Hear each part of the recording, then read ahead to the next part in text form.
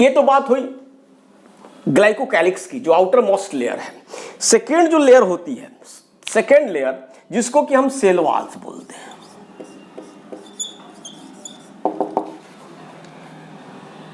it is made up of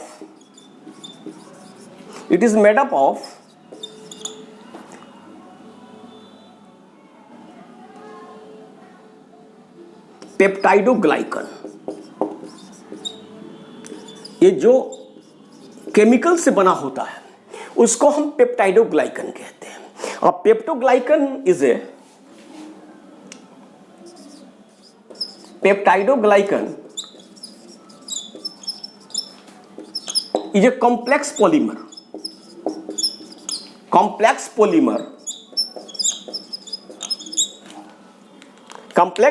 of, and its monomer are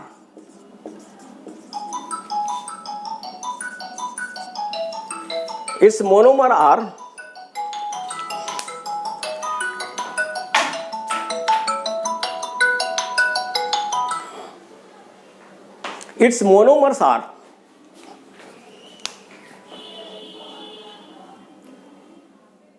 N-acetyl glucosamine, जिसको कि हम nag बोलते हैं, एंड N-acetyl मुरामिक एसिड।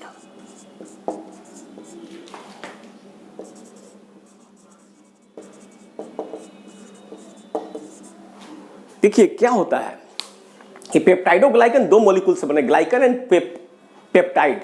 पेप्टाइड एक प्रोटीन्स है और ये कॉम्प्लेक्स पॉलीमर है, और वो जो मोनोमर से बना है, बहुत सारे मोनोमर मिलकर पॉलीमर बनाते हैं, तो ये भी एक पॉलीमर है peptidoglycan.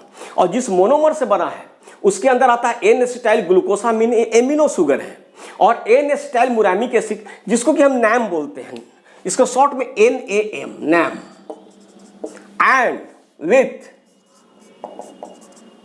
short peptide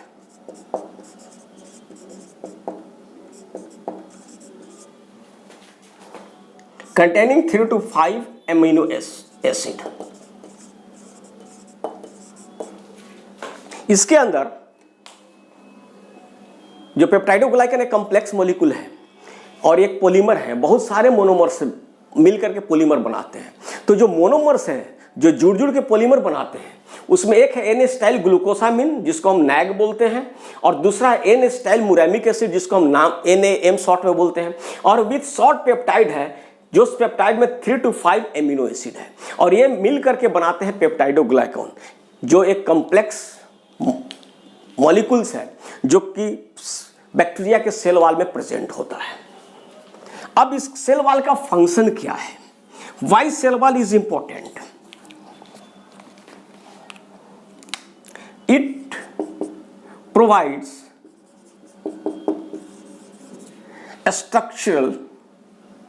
a strong structural support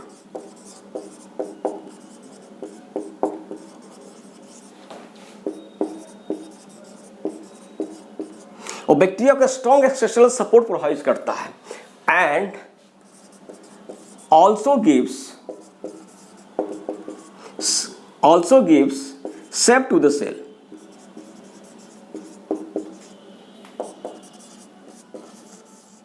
यहां पर ये बहुत इंपॉर्टेंट पॉइंट है सेल वॉल का। सेल वॉल का मेन फंक्शन का, it provides a strong structural support, क्योंकि ये स्ट्रॉन्ग होता है, टफ लेयर होती है, बैक्टीरिया को स्ट्रक्चरल सपोर्ट देती है, उसके साथ साथ ये एक शेप भी सेल को देता है, एक शेप भी देता है सेल को। और in addition to that, one important things is also about the cell wall is that it prevent bursting and collapsing of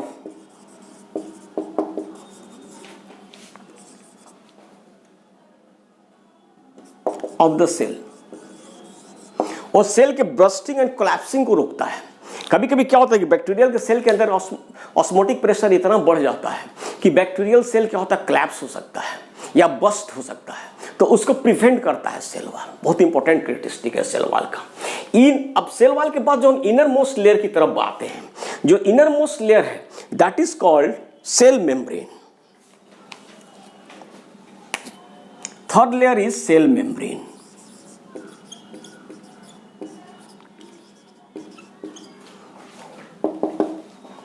It is made up of lipid bilayer and protein molecules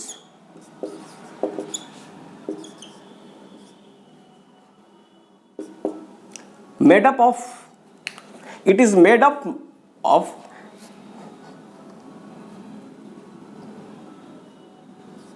mainly of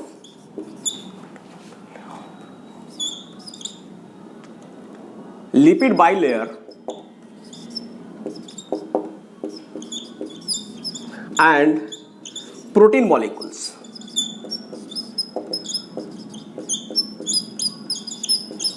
जब हम cell membrane की बात करते हैं तो mainly इसमें और भी मॉलिक्यूल्स होते हैं। मेनली ये लिपिड बाइलेयर होता है और प्रोटीन मॉलिक्यूल्स होते हैं, चैनल प्रोटीन की काम करते हैं। इसके साथ साथ में पॉलीसैकेराइड्स के मॉलिक्यूल भी होते हैं। लेकिन मुख्यतः दो बहुत इंपॉर्टेंट सेल मेम्ब्रेन का दो बहुत इंपॉर्टेंट जो पार्ट है वो लिपिड बाइलेयर है, प्रोटीन मॉलिक्यूल्स है।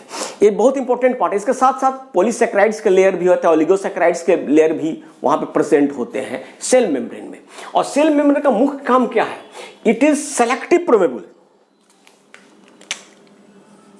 It is selective permeable.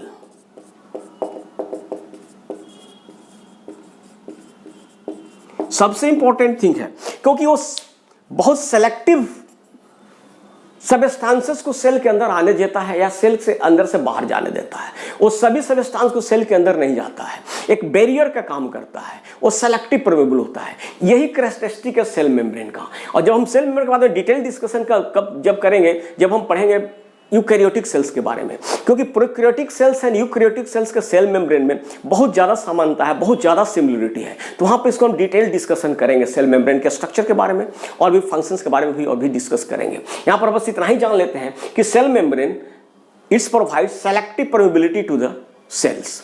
तो कुछ ही कंपाउंड्स को अंदर, जिसकी जरूरत है उसको अंदर आने देता है, जिसकी जरूरत नहीं उसको अंदर सेल के अंदर जाने नहीं देता। यह सेलेक्टिव परमेबल होता है। ये तो तीनों लेयर के हम लोग डिस्कस कर दिए, सेल इन्वेलप की डिस्कस कर लिए। उसके बाद जो बहुत इंपॉर्टेंस जो स्ट्रक्चर्स है बैक्टीरिया में वो होता है मीजोजोम्स। हम लोग मीजोजोम्स के बारे में डिस्कस कर लेते हैं। Mesosomes, it is infolding of plasma membrane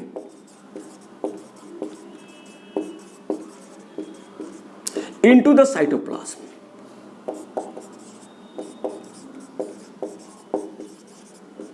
जब हम मीजोजोम्स की बात करते हैं तो इट इज ए इनफोल्डिंग, जो सेल मेम्ब्रेन के जो साइटोप्लाज्म के अंदर जो इनफोल्डिंग होता है, उस अंदर वाले इनफोल्डिंग पार्ट को दिस ए स्ट्रक्चर फॉर्म करता है, infolding of plasma membrane. Plasma membrane अंदर की तरह इनफोल्ड होकर, जिसको इनवेजिनेशन भी बोलते हैं, वो एक स्ट्रक्चर फॉर्म करता है by infolding of cell membrane, और this structure is known as mesosomes. और mesosomes is very important structure for a prokaryotic cells. और इसका मेन फंक्शंस क्या क्या होता है? जब हम मीजोजोम्स की फंक्शंस की बात करते हैं, functions of mesosome,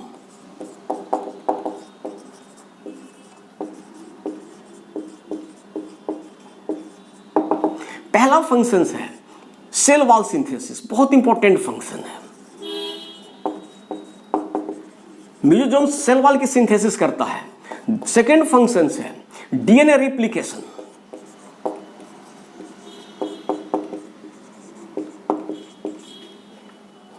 third important function है DNA distribution. DNA distribution among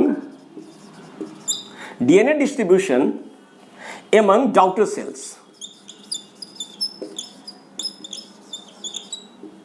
fourth, respiration, और रिस्पायरेशन का काम करता है। बैक्टीरिया में माइटोकॉन्ड्रिया नहीं होते, तो mesosomes also helps in the process of respirations. Secretion, secretion का भी काम करता है और इन्हांसेस द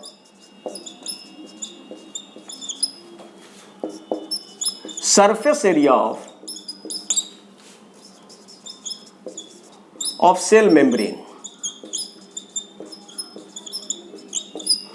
मेसोजोम्स का मोस्ट इंपॉर्टेंट फंक्शंस हैं लाइक सेल वॉल सिंथेसिस, ये सेल वॉल का सिंथेसिस करता है प्रोकैरियोटिक सेल्स में। डीएनए रिप्लिकेशन, जब सेल डिवाइड करते हैं उसके पहले डीएनए का रिप्लिकेशन होता है, डीएनए का एक कॉपी तैयार होता है जिसको हम डीएनए रिप्लिकेशन कहते हैं, और वही डीएनए की कॉपी सेपरेट हो जाती है डॉटर सेल्स में जब सेल डिवाइड करता है। तो डीएनए का रिप्लिकेशन हेल्प करता है और डीएनए के डिस्ट्रीब्यूशन में भी हेल्प करता है। डीएनए का डिस्ट्रीब्यूशन होता है डॉटर सेल्स में, एक सेल से दो सेल्स बनते हैं तो दोनों सेल में डीएनए डिस्ट्रीब्यूट होता है, तो डीएनए का डिस्ट्रीब्यूशन भी करता है मेसोजोम्स। फिर रिस्पायरेशन में भी काम करता है। बैक्टीरियल सेल्स में माइटोकॉन्ड्रिया नहीं होते, तो रिस्पायरेशन का काम करता है mesosomes. Enhances the surface area of the cell membrane, cell membrane के सरफेस एरिया को भी इनहांस करता है। और एक लास्ट जो इंपॉर्टेंट जो इसका 7th फंक्शन है वो है enzymatic content. Mesosomes also content enzymes. So enzymic content is also important function of mesosomes. There are 7 important functions of mesosomes.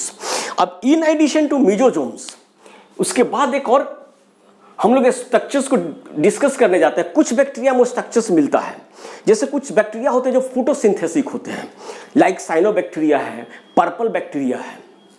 In some photosynthetic bacteria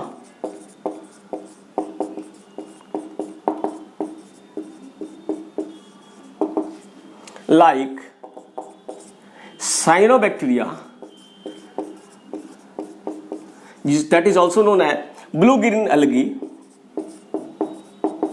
and purple bacteria.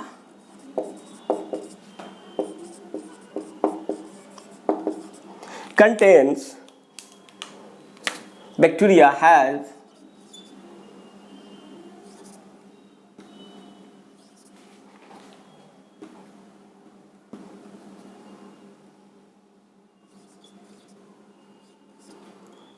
another type of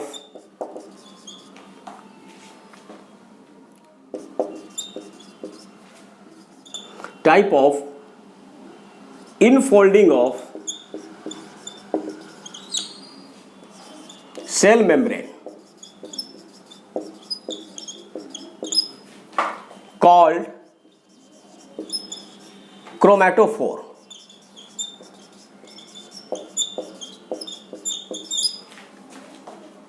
That contains pigment.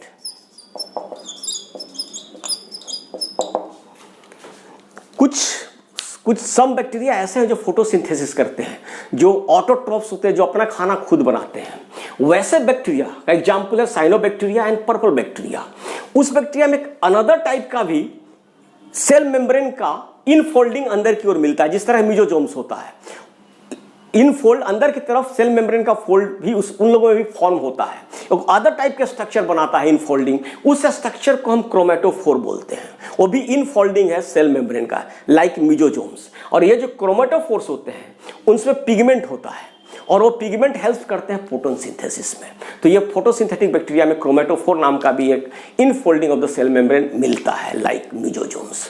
तो ये हुई हमारी सम structure हम लोगों ने आज discuss किया prokaryotic cells के बारे में। अगली क्लास में, अगली वीडियो में हम लोग डिस्कस करेंगे इसके और अदर स्ट्रक्चर्स लाइक राइबोसोम्स को अच्छे से डिस्कस करेंगे और